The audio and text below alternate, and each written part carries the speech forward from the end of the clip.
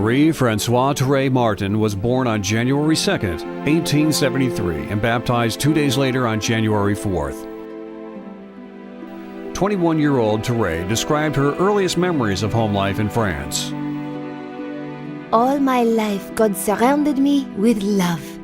My first memories are imprinted with the most tender smiles and caresses. Those were the sunny years of my childhood. Generations of Catholics who have admired this young saint called her the Little Flower and found in her short life more inspiration for their own lives than in volumes written by theologians. Yet Therese died when she was only 24 years old, after having lived as a cloistered Carmelite nun for less than 10 years. She never went on missions, never founded a religious order, never performed great works. The only book of hers, published after her death, was a brief edited version of her journal called Story of a Soul. Within 28 years of her death, the public demand was so great that she was finally canonized. Therese was born in Lisuiex, France, 1873, the pampered daughter of a mother, a talented lace maker, who had wanted to be a saint, and a father, a watchmaker by trade, who had wanted to be a monk. The two married, but were determined that they would be celibate, until a priest told them one day that that was not how God wanted a marriage to work.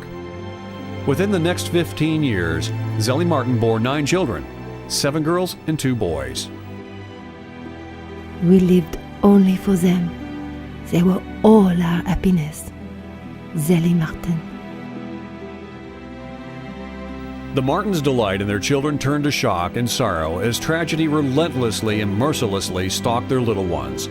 Within 3 years, Zélie's 2 baby boys, a 5-year-old girl and a 6.5-week-old infant girl, all died. Zélie was left numb with sadness, but her faith sustained her through these terrible ordeals. In a letter to her sister-in-law who had lost an infant son, Zélie remembered, When I closed the eyes of my dear little children and buried them, I felt sorrow through and through. People said to me, it would have been better never to have had them. I couldn't stand such language. My children were not lost forever. Life is short and full of miseries, and we shall find our little ones again, up above. The Martins' last child was born January 2nd, 1873. She was weak and frail, and doctors feared for the infant's life. The family, now so used to death, was preparing for yet another blow. Zélie wrote of her 3-month-old girl, I have no hope of saving her.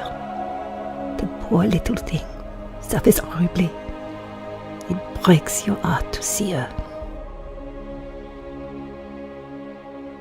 But the baby girl proved to be much tougher than anyone realized, and survived the illness. And a year later, The baby is full of life, giggles a lot, and is sheer joy to everyone.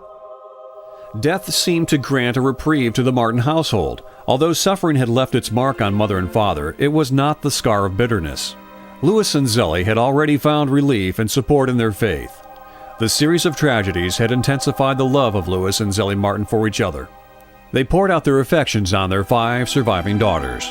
Louis and Zélie named their newborn Marie-Françoise Therese Martin. A century later, people would know her as Saint Therese and call her the Little Flower. Tragedy and loss came quickly to Therese when her mother died of breast cancer when she was only 4.5 years old. Her 16-year-old sister Pauline became her second mother, which made the second loss even worse when Pauline entered a Carmelite convent 5 years later. A few months later, Therese became so ill with a fever that people thought she was dying. When Therese saw her sisters praying to a statue of Mary in her room, Therese also prayed. She saw Mary smile at her, and suddenly she was cured. She tried to keep the grace of the cure secret, but people found out and badgered her with questions about what Mary was wearing, what she looked like. When she refused to give in to their curiosity, they said that she had made the whole thing up. Without realizing it, by the time she was 11 years old, she had developed the habit of mental prayer. She would find a place between her bed and the wall, and in that solitude think about God, life, and eternity. When her other sisters, Marie and Leonie, had left to join the religious orders, Therese was left alone with her last sister, Celine, and her father. Therese tells us that she wanted to be good, but that she had an odd way of going about it. This little spoiled queen of her father's would not do any housework. She thought that if she made the beds, she was doing a great favor.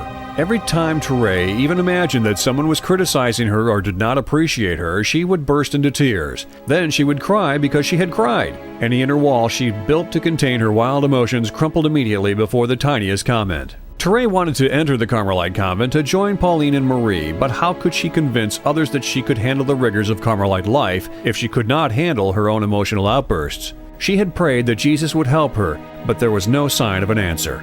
On Christmas Day in 1886, the 14-year-old hurried home from church. In France, young children left their shoes by the hearth at Christmas, and then parents would fill them with gifts. By 14, most children outgrew this custom, but her sister Celine did not want Therese to grow up, so they continued to leave presents in baby Therese's shoes. As she and Celine climbed the stairs to take off their hats, their father's voice rose up from the parlor below. Standing over the shoes, he sighed. Thank goodness. That's the last time we should have this kind of thing. Louis Martin. Something incredible had happened to Therese. Jesus had come into her heart and done what she could not do herself. He made her more sensitive to her father's feelings than her own. She swallowed her tears, walked slowly down the stairs, and exclaimed over the gifts in the shoes, as if she had never heard a word her father had said. The following year she entered the convent. In her autobiography she referred to this Christmas as her conversion. Therese would be known as the Little Flower, but she had a will of steel. When the superior of the Carmelite convent refused to take Therese because she was so young, the formerly shy little girl went to the bishop. And when the bishop also said no, she decided to go over his head as well. Her father and sister took her on a pilgrimage to Rome to try to get her mind off this crazy idea. Finally, they went for an audience with the Pope. They had been forbidden to speak to him, but that didn't stop Therese. As soon as she got near him, she begged that he let her enter the Carmelite convent. She had to be carried out by 2 of the guards.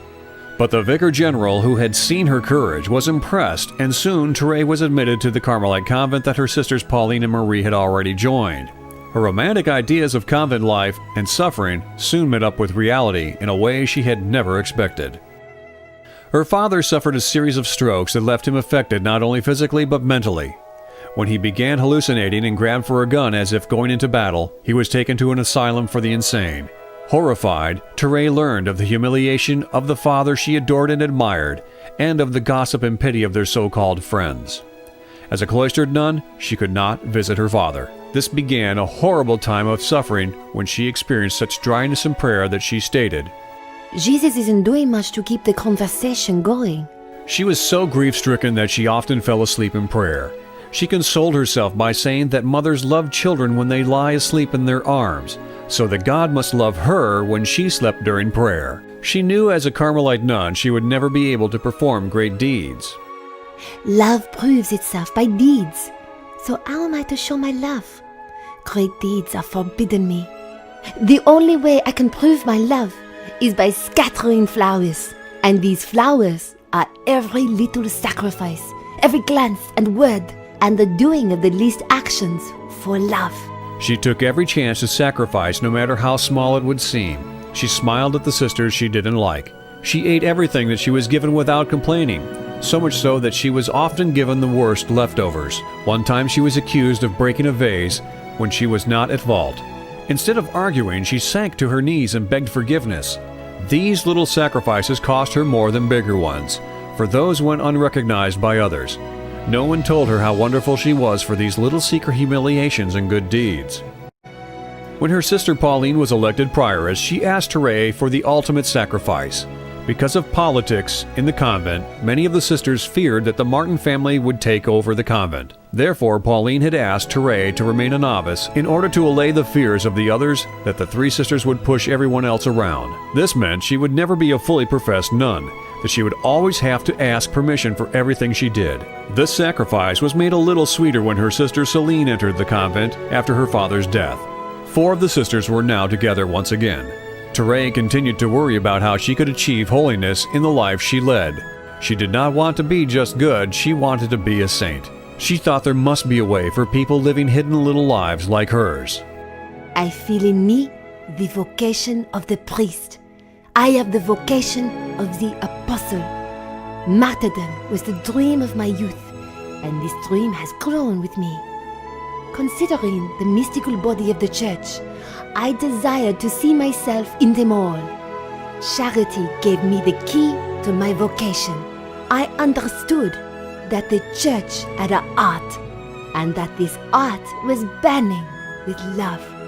I understood that love comprised all vocations, that love was everything, that it embraced all times and places. In a word, that it was eternal. Then, in the excess of my delirious joy, I cried out, "Oh Jesus, my love, my vocation, at last I have found it. My vocation is love." When an antagonist was elected prioress, new political suspicions and plotting sprang up. The concern over the Martin sisters perhaps was not exaggerated.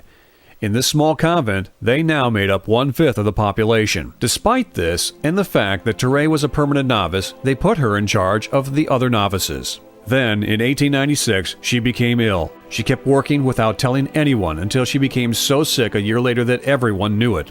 Worst of all, she had lost her joy and confidence and felt she would die without leaving anything behind. Her sister Pauline already had her writing down her memoirs and wanted her to continue so they would have something to circulate on her life after her death. Therese's pain was so great that she said if she had not had faith, she would have taken her own life without hesitation. But she tried to remain smiling and cheerful, and succeeded so well that some thought she was only pretending to be ill. Her one thing she wanted to be able to do after her death, helping those here on earth. Therese died on September 30th, 1897, at the age of 24. She herself felt it was a blessing that God had allowed her to die at exactly that age. She had always felt that she had a vocation to be a priest, and felt God let her die at the age she would have been ordained if she had been a man, so that she would not have to suffer. I will return. My heaven will be spent on earth. After she died, everything at the convent went back to normal. But her sister Pauline had put together Therese's writings and sent 2,000 copies to other convents. But Therese's little way of trusting in Jesus to make her holy and relying on small daily sacrifices instead of great deeds appealed to the thousands of Catholics and others who were trying to find holiness in ordinary lives. Within 2 years, the Martin family had to move because her notoriety was so great, and by 1925, she had been canonized. Therese of Lisieux is one of the patron saints of the missions, not because she ever went anywhere, but because of her special love of the missions and the prayers and letters she gave in the support of missionaries. This is a reminder to all of us who feel that we can do nothing, that it is the little things that keep God's kingdom growing.